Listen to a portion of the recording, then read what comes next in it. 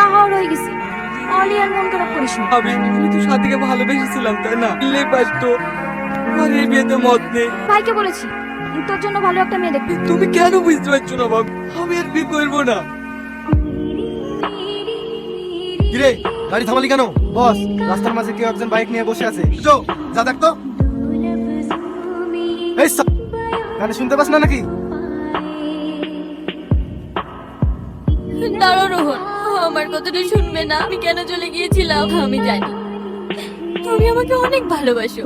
কাউকে ভালোবেসে না পাওয়াটা যে কতটা কঠিন আমি আজকে বুঝতে পারছি। আমিও একটা ছেলেকে ভালোবাসতাম, কিন্তু আমার সাথে বিশ্বাসঘাতকতা করেছে।